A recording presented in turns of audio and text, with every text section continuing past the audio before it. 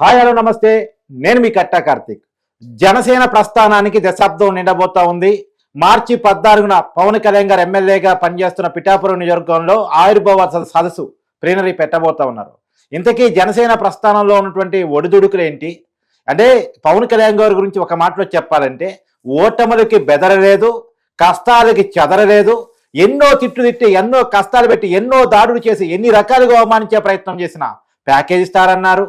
తర్వాత వాళ్ళ కుటుంబంలో ఉంటుండే ఆడవాళ్ళని కూడా తిట్టే పని చేశారు, మీద దాడులు చేసే ప్రయత్నం చేశారు, బ్లేడ్లతో చర్మాన్ని కోసే ప్రయత్నం చేశారు, చంపే ప్రయత్నం చేశారు, బయట తిరగనివ్వనటువంటి సిచ్యువేషన్ క్రియేట్ చేశారు.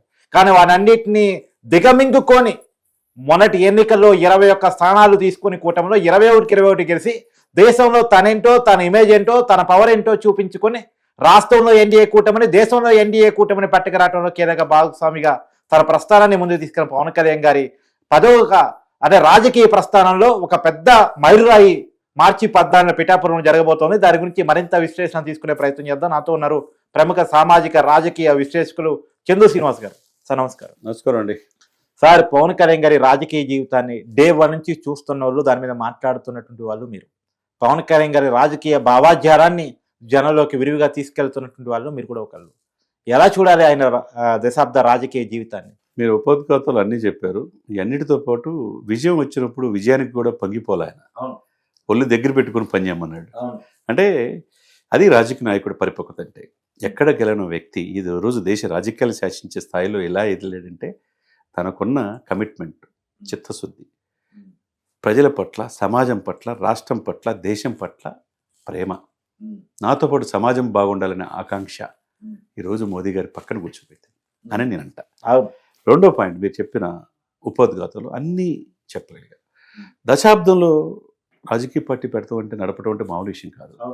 రాజకీయ పార్టీ సక్సెస్ అయ్యాలంటే రిలయన్స్లు, పెద్ద పెద్ద టాటాలు, వాళ్ళే పెట్టవచ్చు. వాళ్ళు రాజకీయాలు సక్సెస్ కాదంటే, రాజకీయాల్లో అనేక ఒడిదుడుకులు, మీరు అన్నట్టు అవహేళనలు, వ్యక్తిగతాలను, ప్యాకేజ్ స్టార్, మ్యారేజ్ స్టార్, ఆయన అన్న మాటలు ఈ దేశ రాజకీయాల్లో ఆయన తిట్టినట్టు ఎవరు తిట్లా, ఎవరిని తిట్లా. పవన్ కళ్యాణ్ గారు తిట్టినట్టు. అంటే వైసీపీ లాంటి పార్టీ ఇంకో చోట లేదండి. అంటే ఆయన ఎక్కడ తొనకలా బెనకలా, దశాబ్దం పైన పోరాడాడు. ఈ రోజున 100% స్ట్రైక్ రేట్తో 21 గెలిచి నిలబడ్డాడు. కానీ ఆయనతో పాటు ఏమన్నాడు, జన నాతో పాటు 10 సంవత్సరాలు రాజకీయం చేసేవాళ్ళు నాతో రండి అన్నాడు. 10 years పూర్తి అయిపోయింది. అమూల్యమైన టైము. 21 సీట్లు తీసుకున్నాడు, మిగతా వాళ్ళకి ఇప్పించలేపారు. కానీ ఆయన అమ్మటే నడుస్తున్నారు. మరి వాళ్ళు కూడా రాబోయే 15 సంవత్సరాలు రాజకీయ జీవితం కావాలని ఉంటుంది కదా. కాబట్టి చిత్తశుద్ధితో ఆ పార్టీ జెండా మోసి భుజాలు అరిగిపోయిన వాళ్ళు ఎవరైతే ఉన్నారో వాళ్ళకి ప్రాధాన్యత ఇవ్వాల్సిన అవసరం 100%. అంటే Pawan Kalyan long run politics చేస్తున్నాడా? 100% అండి. ఆయన రాబోయే 10 సంవత్సరాలు చంద్రబాబు నాయుడు గారు, చాలా మంది ఏమనుకుంటున్నారంటే ఆయన భావజాలని, ఆయన మాటని, ఈ కూటమిని ఎవరు విడగొట్టలేరు.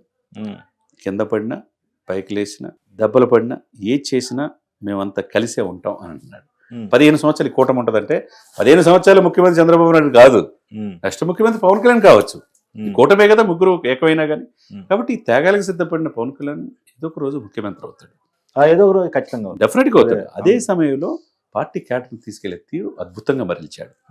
తన నాయకుడు ఏం చెప్తే వినాలనే భావన వల్ల కలగజేశాడు. అంటే ఇక్కడ క్లియర్ కట్ స్ట్రాటజీలో పవన్ కళ్యాణ్ వెళుతున్నాడు అని సార్. ఎందుకంటే ఇప్పుడు 15 సంవత్సరాలు కూటమి కలిసి ఉంటుంది, లేదా 10 సంవత్సరాలు చంద్రబాబు ముఖ్యమంత్రి అనే మాటల్లో కూడా ఇప్పుడు జగన్ అని ఎవరు మళ్ళీ అధికారం రాకుండా చేయాలని. రెండోది, జగన్ అనే వ్యక్తి రాజకీయం నుంచి స్కిప్ అవుట్ అవుతే ఆంధ్రప్రదేశ్ లో వ్యాక్యూమ్ ఏర్పడింది.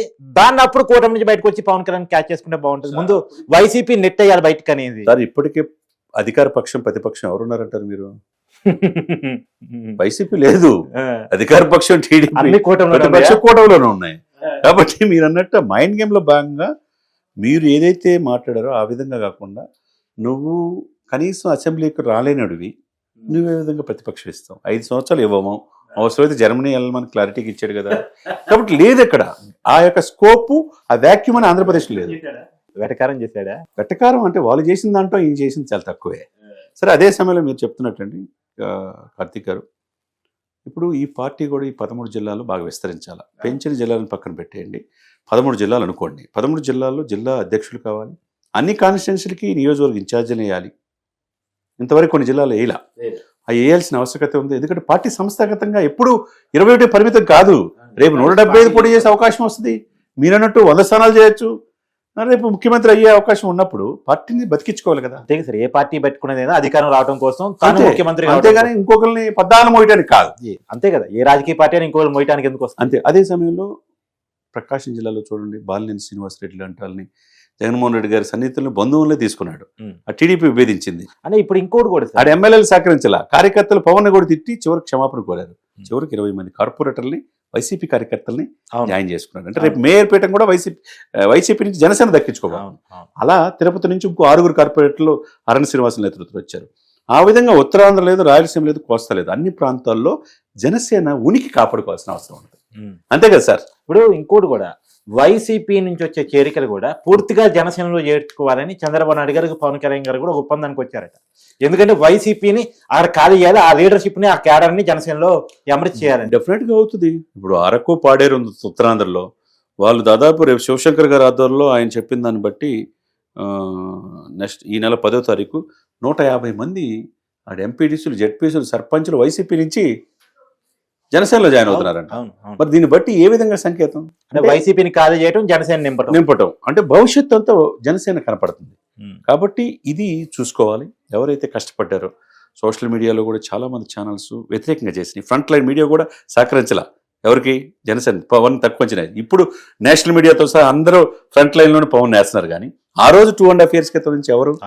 ఒక సుమను, ఒక మనము, ఒక కిరణ్ టీవీ, లేకపోతే చరణ్ టీవీ, ఇలాంటి కొన్ని ఛానళ్ళు, కొన్ని యూట్యూబ్ ఛానల్ తప్పితే పవన్ వైపు ఎవరు నిలబడ్డారు సార్? అంటే జనం నిలబడ్డారు, సోషల్ మీడియా నిలబడి. ఆ సోషల్ మీడియా నిలబడిన వాళ్ళని, ఈ కొంతమందినైనా అప్రిషియేషన్ వాళ్ళు ఏమి కోరుకోరు. ఇప్పుడు మీరైనా నేనైనా ఉన్నట్టు చెప్తాం, మా బాధ్యత సమాజంలో మార్పు రావాలని మన ఆకాంక్ష. అటువంటి వాళ్ళు ఎవరైతే కష్టపడ్డారో వాళ్ళని పిలిచి గౌరవించాల్సిన బాధ్యత జనసేన అధినేతకు ఉంది. ఎందుకంటే there is no second layer. ద్వితీయ నాయకులు కాదు, అంతా పవన్ కళ్యాణ్ గారు. పవన్ కళ్యాణ్ ఆదేశం అనుగుణంగానే జనసేన నడుస్తుంది. కాబట్టి రేపు ప్రేరణ ఎవరైతే నిలబడ్డారో కష్టాల్లో, ఇప్పుడు కాన్బట్ పొజిషన్లో ఇప్పుడు మీడియా మీకు సపోర్ట్ చేస్తుంది. అప్పుడు ఈ సోషల్ మీడియా కావచ్చు ఎవరు పవన్కి సపోర్ట్ చేయాలి. అవునా కదా? చెప్పండి కార్తీక్ గారు. కొన్ని ఛానళ్ళు మాత్రమే, ఇలాంటి ఛానల్ మాత్రం పనిచేస్తుంది. అటువంటి వాళ్ళని కూడా గుర్తించాలా. అటువంటి వాళ్ళని ముందుకు తీసుకెళ్ళి కష్టాల్లో ఉన్నప్పుడు ఆదుకున్నారని ఒక అప్రిషియేషనే. పోయేదేముంది? కష్టపడి మీ ఏమంటే నిలబడిన వాళ్ళకి, మీ భుజాలు కరిగిపోయిన వాళ్ళకి గుర్తించి పదవులు ఇవ్వాల్సిన అవసరం ఉంది. ఎందుకంటే దశాబ్దం, ఇంకో 15 సంవత్సరాలు మీతో నడవాలంటే, ఆల్రెడీ 10 years నడిచారు, ఇంకో 15 years నడవాలంటే వాళ్ళు కూడా గౌరవించాలి. పార్టీకి ఎవరైతే చిత్తశుద్ధి, నిజాయితీతో పనిచేసిన వీర మహిళలు కావచ్చు, జనసేన కార్యకర్తలు కావచ్చు, ఎవరైనా మేధావులు కావచ్చు, పార్టీ సిద్ధాంతాలు లోబడి ఉన్నారు, మిమ్మల్ని నమ్మారు. మిమ్మల్ని నమ్మితే ఒక భవిష్యత్తు కోసం వాళ్ళు పాపం కేసులు పెట్టించుకున్నారా, దెబ్బలు తిన్నారా, ఆర్థికంగా దెబ్బతిన్నారా? వీళ్ళందరికీ వాళ్ళు కోరుకునేది ఏంది? మీ నుంచి ఒక పిలుపు, మీ నుంచి ఒక ఆప్యాయత, మీ నుంచి ఒక అప్రిషియేషన్. ఇది రాబోయే రోజుల్లో జరగాలి. జరిగి పార్టీ సంస్థాగతంగా మరింత ముందుగా ఆయన ఏం చెప్పబోతున్నాడు ప్లేనరీలో, ఇది ప్రాంతీయ పార్టీగా ఉంటుందా, జాతీయ స్థాయిలో ఆవిర్భవిస్తుందా? ఎందుకంటే హిందూ సనాతన అనేది ఎత్తుకున్నాడు.